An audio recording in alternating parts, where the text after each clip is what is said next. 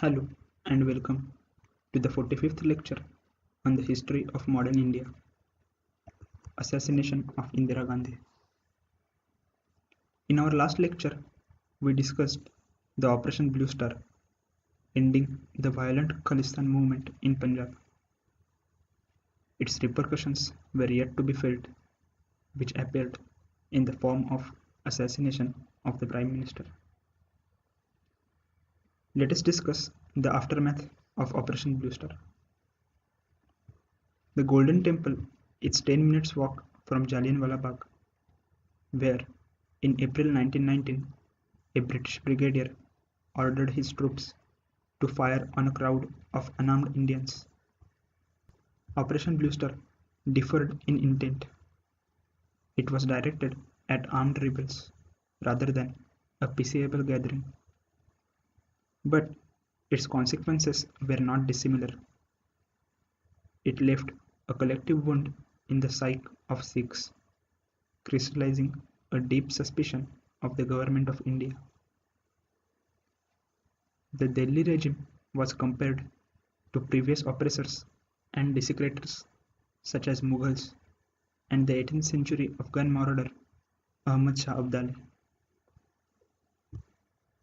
The view from outside the Punjab was quite different. Many people commended Mrs. Gandhi for taking firm action against terrorists claimed to be in the pay of Pakistan.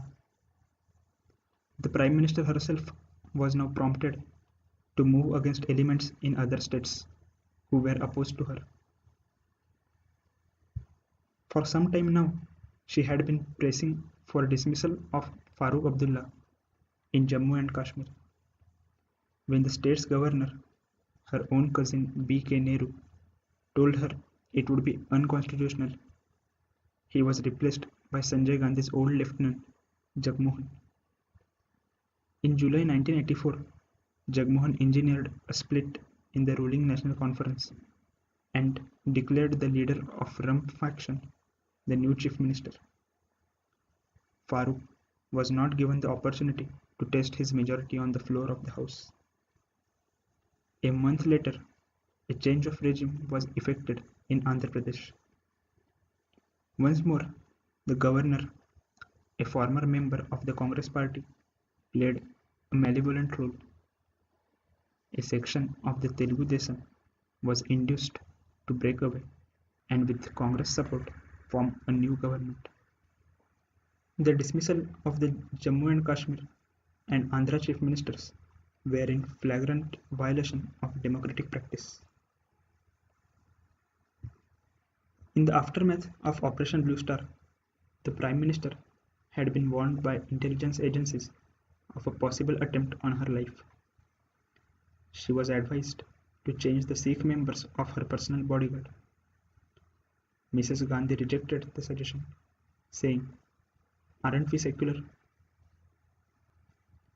On the morning of 31st October, while walking from her home to her office next door, she was shot at point blank range by two of her security guards, Satwant Singh and Bint Singh. They were both Sikhs who had recently returned from a visit to home and been provoked by the hurt and anger they witnessed to take revenge for Operation Bluestar. By the time the Prime Minister was admitted to hospital, she was already dead. By early afternoon, the foreign radio stations had put out the news, although All India Radio made its own official announcements only at 6 p.m. Shortly afterwards, her son Rajiv was sworn in as Prime Minister. When his mother was shot, he was in Bengal. He rushed back to the capital, where a group of senior cabinet ministers and Congress leaders unanimously decided that he should succeed his mother. The next morning, the body of Mrs. Gandhi was placed in Teen Murti House, where her father had lived as Prime Minister. All through that day and the next, India's sole television channel, Doordarshan, showed the line of mourners streaming past the body. From time to time, the cameras focused on the crowds outside who were, who were shouting slogans such as Indira Gandhi Amar Rahe, meaning Indira Gandhi shall be immortal, and more ominously, खून का बदला खून से लेंगे, meaning blood will be avenged by blood. Indeed, the violence against Sikhs commenced in Delhi. We will discuss these Delhi riots in detail in our next video. Let us now discuss the legacy of Indira Gandhi.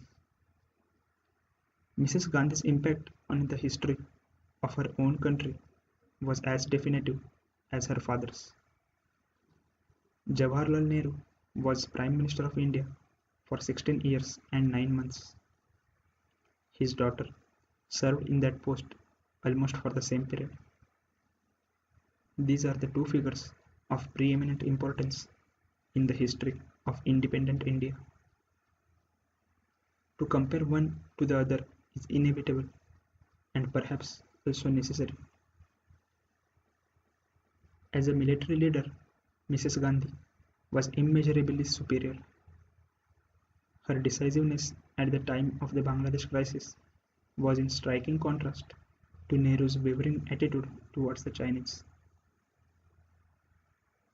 So far as economic policies went, Nehru's stress on the public sector and self-reliance was in keeping with his spirit of the age. Whereas in the 1960s, when the time had come to cautiously open the economy to market forces, Mrs. Gandhi instead further strengthened the hold of the state.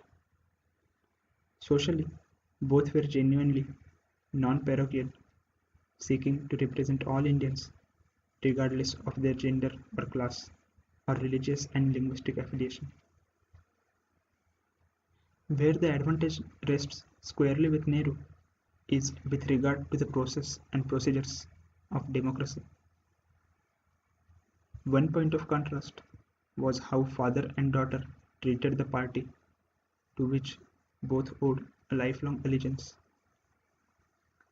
When Indira Gandhi took charge in 1966, she found a reasonably well-organized Congress party with several layers of responsive leadership across the length and breadth of the country. She then dismantled the party, and she did so with a clear purposiveness, because she did not trust anyone who would not play a subservient role to her and her family. She got rid of the intermediate leadership and rebuilt the party as a paper entity without a democratic structure and with office bearers personally selected and named by her. It was Indira Gandhi who actually established the Gandhi dynasty in Congress party by first making Sanjay Gandhi powerful and then bringing Rajiv Gandhi into politics after Sanjay's death. After Indira Gandhi's death, doomsayers of Indian democracy were back to the work. Sections of the Western press saw dark days ahead for India. New York Times wrote, "The country faced a period of prolonged uncertainty with the potential for great domestic instability and new tensions with its neighbors, particularly Pakistan." The New York Sun was even more pessimistic. Some officials in Washington were worried that ethnic and religious rivalries would explode into general violence. The country would fragment, and disparate leadership in India might look more and more to the Soviet Union for the help. This was not the first epitaph being written for the Union of India.